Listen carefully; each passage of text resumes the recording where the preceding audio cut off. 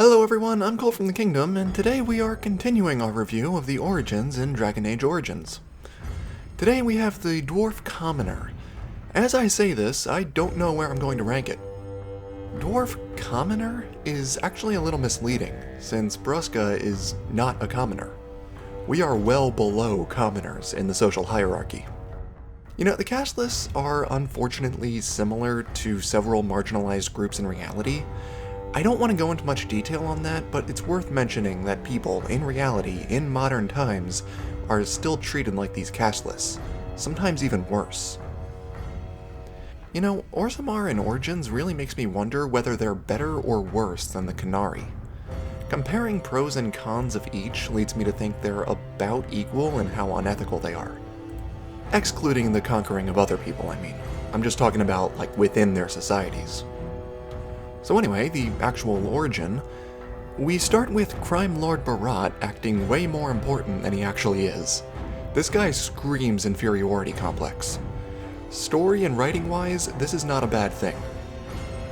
So we learn our big sister Rika is meant to seduce a noble, give him a son, and then get the status of nobility. This is a mostly good intro for how things work in Orzammar. We can ask a bunch of questions, and while it does seem like a lot of this stuff we should already know, it is written well.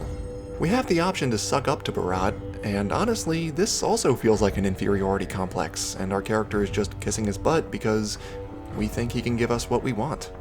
Like an abuser. Which is fine, I guess, but the way things go down later don't really mesh well with it in my opinion.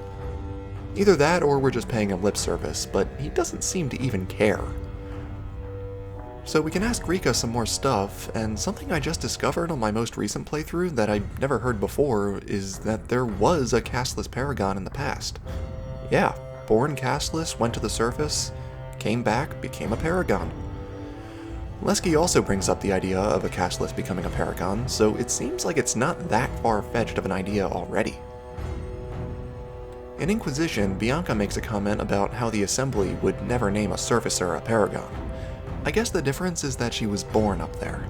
I don't know. Anyway, we can talk to our mother, who... this just makes me sad. She reminds me of a few people I've met in real life. Then we go outside and talk to Lesky, who's voiced by freaking Brian Bloom, who's also the voice of Varric, and so that's very weird. He also says, "Go row," which makes me want to punch him. So we're supposed to go talk to this guy Oscius, who's been holding out on Barat. We can stop and say hi to Olinda, who is a friend of Lesky's, and she's surprisingly friendly. I like her. There's also a dude who wants to buy our teeth, which helps paint the picture of what life is like for the casteless. Actually, this origin does a pretty good job of that in general. There's a lady in an alley washing a noble's clothes who talks to us for longer than I would expect for someone who claims to not want to talk to us. Eat it. Kitty cat. Yes, I know you're a cat, but please stop. You're making noise. There's a blockage in the commons, so we can't go to the Diamond Quarter or Deep Roads entrance. I like this exchange between the merchant and the guard. It's like, reasonable. There's also a casteless dwarf selling wares who explains how he made a life for himself on the surface. He wonders why all the other casteless don't leave like he did. I sort of wonder that too. In reality, that's often not really an option. In this case, it is, but I guess the fear is still very real. So we head into Tapster's Tavern and talk to the owner-bartender guy. Once we tell him who we work for, he is much more cooperative. I like what he says if we decide to remove Oscius' life. You two let me know if you need anything. I'll be in the back. I tend to let him go because, you know, screw Barat. But I do shake him down for his Lyrium. Apparently he can get like 25 gold for it, but we only get 30 silver per nugget if we take it back to Olinda. But that's still a lot of money as far as casteless go. Also, my armor makes it look like my butt is a giant mouth with sharp teeth. So we go back to Barat and find him meeting with Jarvia. We tell him we took Oscius to be killed in secret and thrown into lava, and 1 Lyrium nugget is all he had on him. Also, you probably noticed by now I'm using a mod to give a bunch of the dwarven ladies stubble. I don't know why, I kinda like it, and for some reason this looks a lot better to me than the stubble options in Inquisition. I think it adds more personality to the dwarves. I mean, not literally, but story-wise. So Barat tells us to go rig a proving match. Everyone talks like the proving is a huge deal, but I'm not sure it's presented as well as it could be. We meet Duncan, and he seems to be more friendly here than he does in some other origins. So we go and find the guy we're supposed to help, and find he's passed out drunk. So instead, we decide to put on his armor and impersonate him, which means we need to take off our dwarven schoolgirl armor. Barat told us to poison the opponent to help our guy win, but we can decide not to use it. I don't really see why, but I guess it's a pride thing. Still, it feels like it's more of a risk than you need to take. We fight through several opponents, and I find it hilarious how their blood starts to pool after their bodies are removed. So we get to the end, and the guy whose armor we stole comes wandering out. So we're made to remove the helmet, and we tell everyone we may be cashless, but we still won. So think about that for a while. So then we wake up in a cell in the Carta hideout. Jarvia comes to tell us Barat is going to kill us, but I don't know why he didn't do that already. Again, maybe it's a pride thing. He wants us to be awake so he can flex on us. Again, inferiority complex. We fight through the hideout, which is annoying because it's sort of a maze, but a bunch of the doors are closed, so it's not as bad as when we come back later. But there are still an annoying amount of enemies. Barat chooses to pretend we're not covered in the blood of like 20 guys when we go to confront him. He and his pals have disgusting comments about our sister Rika, so we very carefully and precisely remove the life from his body. We can talk to Lesky about taking over the Carta, but he makes a bunch of excuses which are annoyingly valid. Nah, I'm kidding.